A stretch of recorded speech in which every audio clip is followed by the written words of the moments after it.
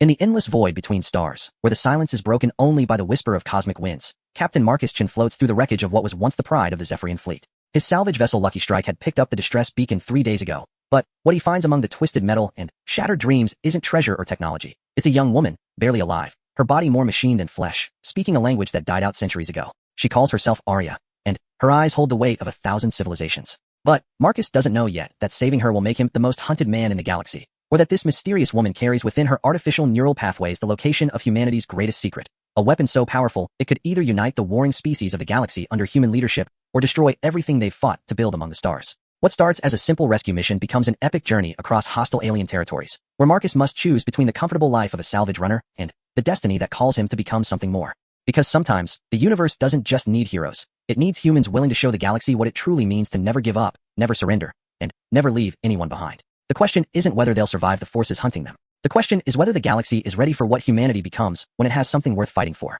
Captain Marcus Chun had seen his share of space wrecks in 15 years of salvage running, but nothing quite like this. The Zephyrian dreadnought hung in the void like a broken cathedral, its once proud hull split open to reveal the twisted metal bones within. The ship was massive, easily 3 times the size of his own vessel, the Lucky Strike, and it carried the distinctive flowing lines that marked it as one of the ancient Zephyrian Empire's flagships. Marcus guided his small craft through the debris field with practiced ease, his weathered hands steady on the controls despite the growing unease in his gut. The distress beacon had been broadcasting for 3 days now, its weak signal barely detectable above the cosmic background radiation.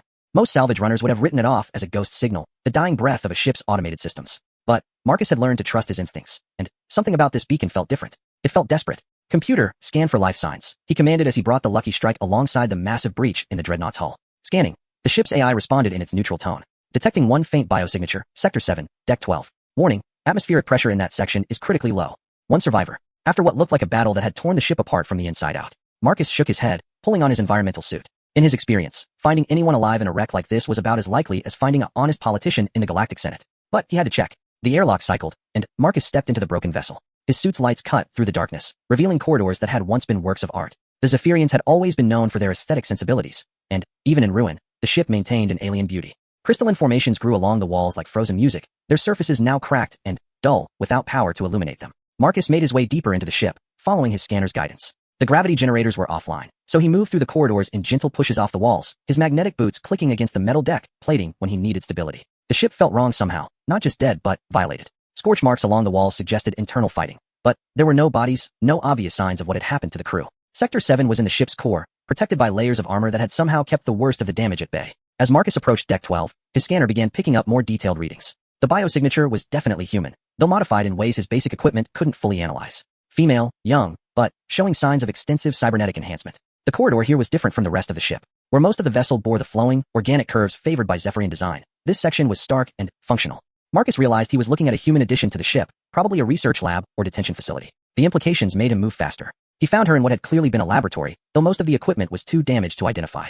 She floated near the center of the room, tethered by medical cables that were still somehow providing life support. At first glance, she looked like any young human woman, perhaps 25 years old, with pale skin and dark hair that floated around her head like a cloud. But, as Marcus moved closer, he could see the subtle signs of cybernetic enhancement. Silver traces along her temples, the faint glow of neural interfaces at the base of her skull, and arms that bore the seamless integration of synthetic and organic tissue.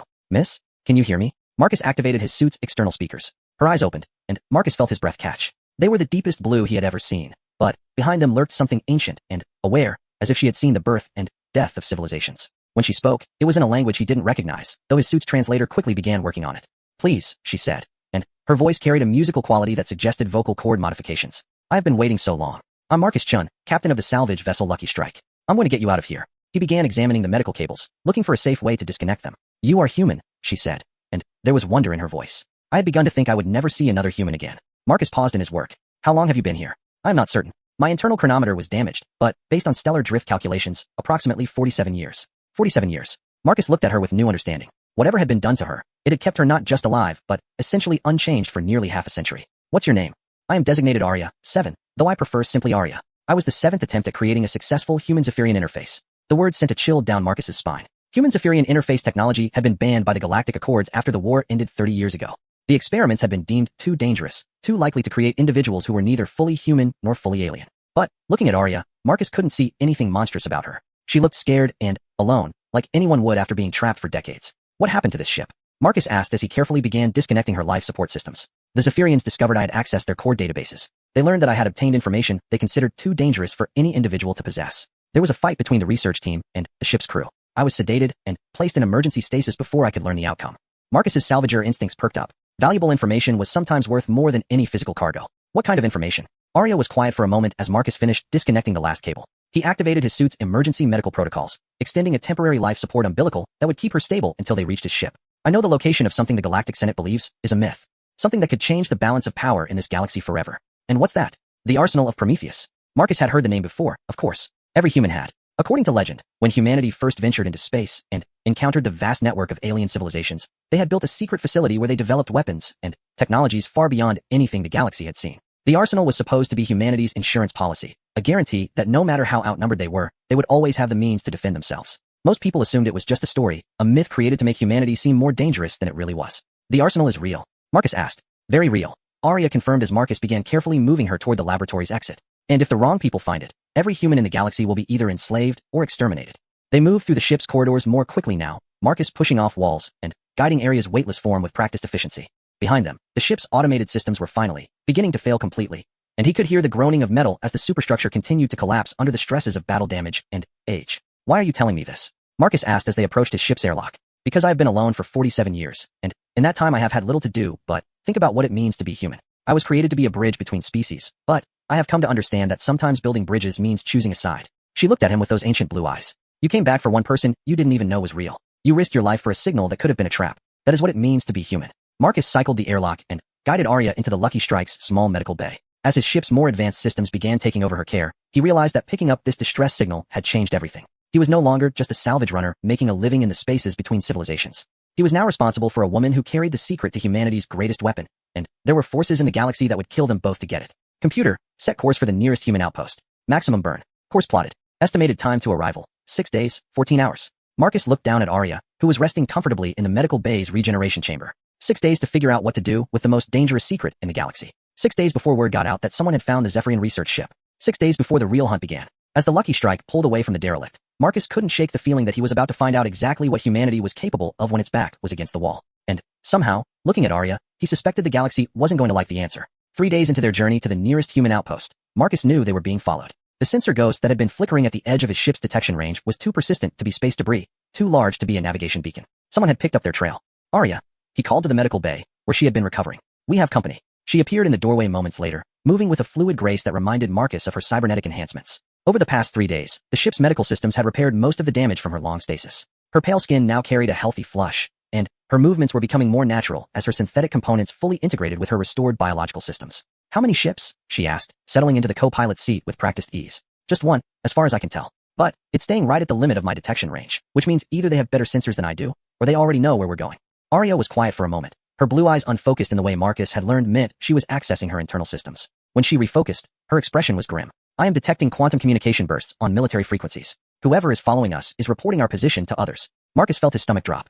Quantum communications were instantaneous across any distance, which meant their pursuers could coordinate with forces anywhere in the galaxy. Any idea who it might be? Based on the communication protocols, I believe we are being hunted by the hegemony. The hegemony. Marcus had hoped they would have more time before the galaxy's most powerful alliance of alien species became involved. The hegemony controlled roughly 60% of known space, and they had never been particularly fond of humanity's independent streak. If they believed Arya carried information about the arsenal of Prometheus, they would spare no expense to capture her. How many ships are we talking about? The hegemony typically deploys hunter-killer squadrons in groups of 5. Fast attack vessels designed to disable and capture rather than destroy. They will want me alive. Marcus studied the tactical display, considering their options. The Lucky Strike was a sturdy ship, but she was built for salvage operations, not combat. Against 5 hegemony warships, they wouldn't last 10 minutes in a straight fight. But Marcus had spent 15 years learning every trick of navigation in this sector of space, and he had a few advantages his pursuers probably didn't know about. Computer, change course for the Meridian asteroid field. Full burn. Warning, the ship's AI responded. The Meridian field is classified as extremely hazardous to navigation. Automated navigation is not recommended. Acknowledged. Switch to manual control. Arya looked at him with concern. The Meridian field is a ship graveyard, Marcus. Even with my enhanced reflexes, the odds of survival are less than 30%. Maybe, Marcus said, his hands already moving across the control console with the confidence of long experience. But I've run salvage operations in that field for 5 years. I know every major asteroid, every gravitational anomaly, every safe passage. Our friends back there will have to follow us in, and they won't have that advantage. The Lucky Strike banked hard to port, her engines straining as Marcus pushed them well beyond recommended parameters. Behind them, their pursuers would be forced to either follow or risk losing them entirely. Marcus was betting they would follow. There's something you need to understand about the arsenal, Arya said as the asteroid field began to appear on their long-range sensors. It's not just a weapons facility. It's an entire solar system that was artificially created and hidden using technology that makes it undetectable by conventional sensors. Marcus glanced at her. How do you hide an entire solar system? By folding it into a pocket dimension that exists parallel to normal space. The technology required is beyond anything the current galactic civilization possesses. Humanity developed it during the first decades after they encountered alien life, when they realized how outnumbered they truly were. And you know how to find it? The coordinates are encoded in my neural pathways, along with the access protocols. But there's more, Marcus. The arsenal isn't just hidden from the galaxy. It's been waiting. The entire facility was designed to activate only when certain conditions were met. What conditions? When humanity faces existential threat from a coalition of alien species. When survival requires access to weapons that could reshape the balance of galactic power. When someone with the proper genetic and neural compatibility codes arrives to claim humanity's inheritance. Marcus felt a chill as the implications became clear. You're saying the arsenal has been waiting for 47 years for you to show up? Not just me. Us. Arya's expression was serious. The genetic locks require two individuals. One with the enhanced neural pathways to access the systems, and one with unmodified human DNA to confirm the activation command. I can find the arsenal, but I cannot claim it alone. The asteroid field loomed ahead of them now, a chaotic maze of tumbling rock and metal debris. Ships that had tried to navigate these hazards without proper knowledge lay scattered throughout the field, their hulks serving as additional obstacles for anyone foolish enough to follow. Marcus began threading the lucky strike between asteroids the size of city blocks, using microbursts from the maneuvering thrusters to avoid collision with the constantly shifting debris. Contact, bearing 27 Mark IV, the ship's computer announced. 5 vessels, hegemony configuration. Their pursuers had arrived. Marcus watched on the tactical display as the 5 ships spread out in a standard search pattern, trying to follow the lucky strike's trail through the asteroid field. They were moving much more cautiously than Marcus, as any sensible pilot would when facing unknown hazards. Marcus, Arya said quietly, I need to tell you something. When the hegemony captures me, they won't just extract the information about the arsenal. They'll use my neural patterns to create an artificial intelligence based on my memories and knowledge. That AI would be capable of finding and accessing the arsenal without requiring a second human. Then, we don't let them catch you. But if they do, you need to understand what's at stake. The arsenal contains weapons capable of destroying entire star systems. Technology that could grant immortality. Devices that could manipulate space and time itself. In the wrong hands, it could be used to enslave every sentient species in the galaxy. Marcus piloted the ship through a particularly dense cluster of asteroids, using the gravitational pull of a large metallic asteroid to slingshot them around a debris cloud. Behind them, he could see that one of the pursuing ships had gotten too close to a spinning fragment and was now struggling with damaged engines. Why didn't humanity use these weapons during the last war?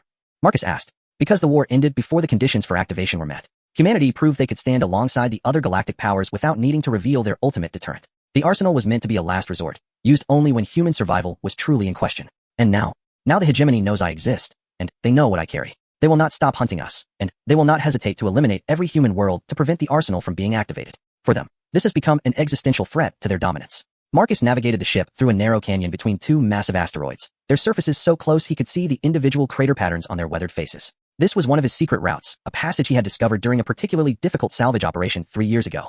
The gap was barely wide enough for a ship the size of the Lucky Strike, and it would be suicide for anything larger. Can the arsenal really tip the balance of power in the galaxy? He asked. Marcus, the technology in the arsenal makes everything else in known space obsolete. Humanity's ancestors didn't just build weapons, they built the tools to remake reality itself. They understood that if their children ever faced a threat they couldn't overcome with conventional means, they would need advantages that transcended the normal laws of physics.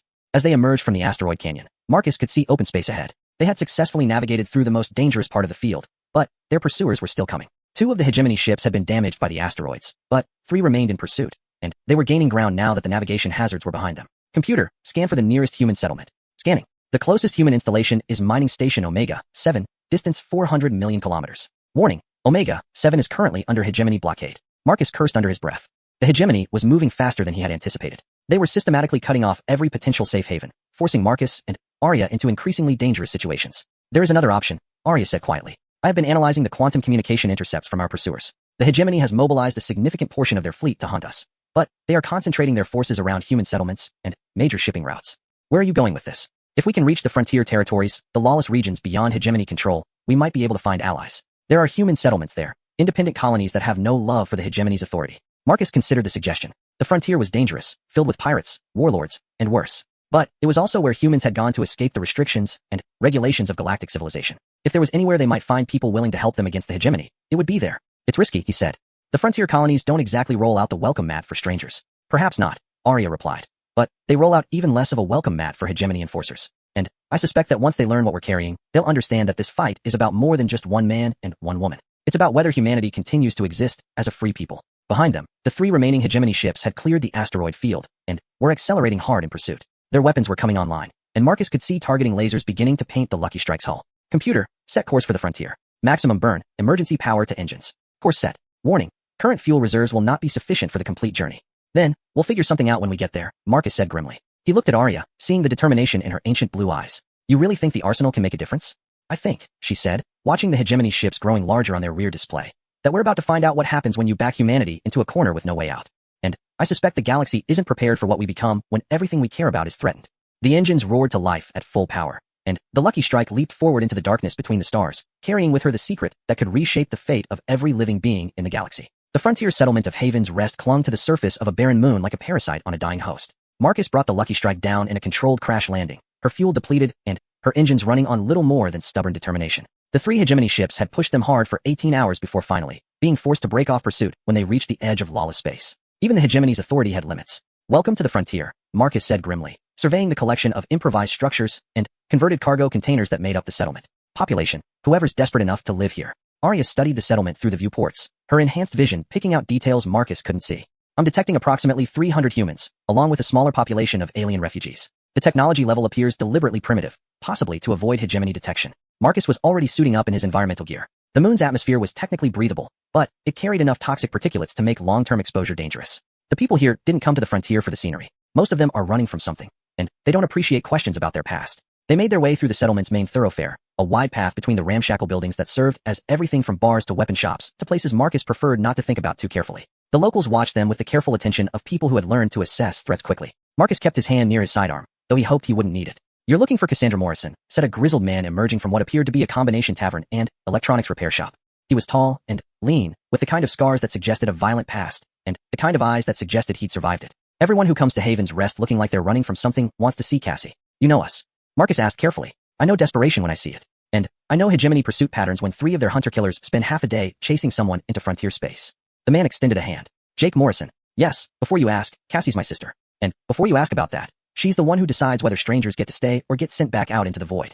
Marcus shook his hand, noting the strength in Jake's grip and the subtle signs of cybernetic enhancement in his fingers. Marcus Chun, this is Arya. We're carrying information that the hegemony wants very badly. Information that could be worth dying for. Information that could be worth living for. Arya said quietly. If the right people hear it. Jake looked at her with new interest, his enhanced senses clearly picking up on her extensive modifications. Well, that's something we don't hear often out here. Most people come to the frontier to die slowly instead of quickly. Come on, let's go see what Cassie makes of you. He led them through the settlement to a larger building at its center, constructed from what appeared to be the hull of a decommissioned starship. The entry was guarded by 2 humans carrying weapons Marcus didn't recognize, though their alert posture suggested they knew how to use them. Inside, the building had been converted into a combination command center and meeting hall, with communications equipment and tactical displays occupying one wall. Cassandra Morrison was younger than Marcus had expected, perhaps 35, with short auburn hair and the kind of presence that suggested natural leadership. She was studying a holographic display that showed ship movements throughout the sector when they entered, but her attention shifted to them immediately. Jake says you're carrying something the hegemony wants, she said without preamble. In my experience, anything the hegemony wants badly enough to chase into frontier space is worth hearing about. Marcus looked around the room, noting the other people present. They had the look of soldiers and spacers, refugees and rebels. People who had chosen to make their stand on the edges of civilization rather than submit to hegemony authority. What we have to tell you could put your entire settlement at risk. This entire settlement exists because we're already at risk, Cassie replied. The hegemony considers us criminals and terrorists just for being here. Whatever you're carrying can't make that worse. Arya stepped forward. I am the survivor of a Zephyrian research program designed to create human-alien interfaces. I carry within my neural pathways the location and access codes for humanity's greatest secret weapon. The room fell silent. Marcus could see the disbelief on several faces, but Cassie's expression was thoughtful rather than dismissive. The arsenal of Prometheus, she said after a moment. I've heard the stories. They're not stories, Arya said. I have been to the facility. I was created specifically to access its systems. But I cannot activate it alone. What do you need? A human with unmodified DNA to provide genetic confirmation of the activation sequence. Someone the arsenal's systems will recognize as a legitimate heir to humanity's legacy. Jake laughed, but there was no humor in it. Lady, there isn't a person in this settlement who hasn't been genetically modified in some way. Enhancement for working in hostile environments, combat modifications, life extension treatments. We're all artificial to one degree or another. Not all of you, Arya said, turning to look directly at Marcus. Captain Chin's genetic pattern is completely unmodified. He carries the pure human genome that the arsenal's creators used as their baseline. Marcus felt the weight of everyone's attention. I never had modifications because I couldn't afford them. Clean genetics were a luxury for rich people. Clean genetics, Cassie said slowly, are apparently the key to the most powerful weapons in the galaxy. She was quiet for a long moment, clearly considering the implications. Show me proof that this arsenal exists. Arya closed her eyes, and the cybernetic traces along her temples began to glow softly. A moment later, a holographic projection appeared in the center of the room, showing what appeared to be a solar system unlike anything Marcus had ever seen. The central star burned with an unusual blue-white radiance, and the planets orbiting it were clearly artificial constructs rather than natural worlds. The Prometheus system, Arya said, hidden in a pocket dimension accessible only through specific quantum frequency generators. The technology to create and maintain this required resources equivalent to the entire gross product of human civilization for 20 years. The projection zoomed in on one of the artificial worlds, revealing massive structures that dwarfed even the largest space stations Marcus had encountered. Weapon platforms that could crack planets, shipyards capable of building vessels the size of small moons, research facilities where humanity's greatest minds had worked to ensure their species' survival. The creators understood that humanity would always be outnumbered, Arya continued. But they also understood that being outnumbered didn't have to mean being outgunned. They built the arsenal to be activated only when human civilization faced existential threat, and only by individuals who could prove they carried the legitimate authority to speak for the human race. And you think we qualify? Marcus asked. I think, Cassie interjected, that we're about to find out. She looked around the room at her people. How many of you are tired of running? How many of you are tired of hiding in the spaces between civilizations, scratching out a living while the hegemony decides whether we deserve to exist? The response was immediate and unanimous. These were people who had already chosen to fight rather than submit, even when fighting meant exile to the most dangerous regions of space. Then, we're going to help them find this arsenal, Cassie announced. And we're going to make sure it ends up in the right hands. You're talking about war, Jake said quietly. War against the most powerful alliance in the galaxy. I'm talking about survival, his sister replied. The hegemony has been tightening the noose around human space for decades. Independent colonies disappearing. Human worlds being placed under protective administration. Our people being relocated for their own safety. It's slow genocide, and we've been too scattered to fight back effectively. She turned to address the room. But if this arsenal is real, if it gives us the tools to stand as equals rather than subjects, then we have a chance to change everything. Not just for us, but for every human being in the galaxy. Marcus felt the weight of destiny settling around him like a suffocating cloak. 3 days ago, he had been a simple salvage runner, concerned with nothing more complicated than finding enough scrap metal to keep his ship running. Now he was being asked to help activate weapons that could reshape galactic civilization. There's something else you need to know, Arya said. The arsenal's creators built in safeguards. The weapons cannot be used for conquest or aggression. They are designed specifically for defense, to protect humanity and its allies from existential threats. The systems will not function if activated with hostile intent. How do they determine intent? Cassie asked. Through neural scan of the activating individuals. The creators understood that power corrupts, so they ensured that the arsenal could only be used by those who genuinely seek to protect rather than dominate. Marcus looked around the room at the faces of the frontier settlers. They were hard people, shaped by violence and loss, but he could see the hope beginning to kindle in their eyes. For the first time in decades, humanity might have a chance to stand as equals in the galactic community. What do you need from us? He asked. Ships, Arya replied. The quantum frequency generators required to access the Prometheus system are massive, and the arsenal's location is in deep space beyond any established shipping routes. We'll need a fleet capable of both the journey and defending against hegemony forces. How many ships are we talking about? Minimum of 20 vessels to carry the necessary equipment. Optimal would be 50 or more, with a mix of cargo haulers and combat craft.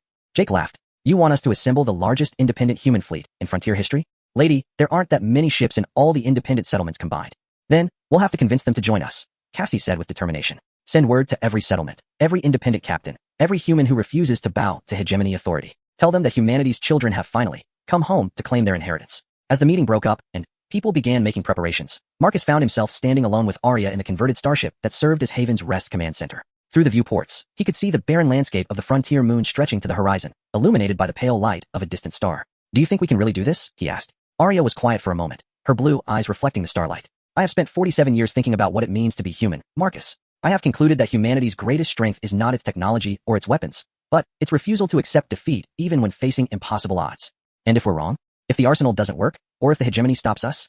Then, we will have died trying to ensure our people's freedom rather than living as their subjects. And I believe that would be a very human way to end this story. Outside, the first ships were already beginning to arrive in response to Cassie's messages. Word was spreading through the frontier like wildfire. Humanity's greatest secret was about to be revealed, and anyone who wanted to be part of that revelation had better hurry to Haven's Rest. The gathering storm was about to break, and Marcus suspected that when it was over, the galaxy would never be the same. 2 weeks after the call went out across the frontier,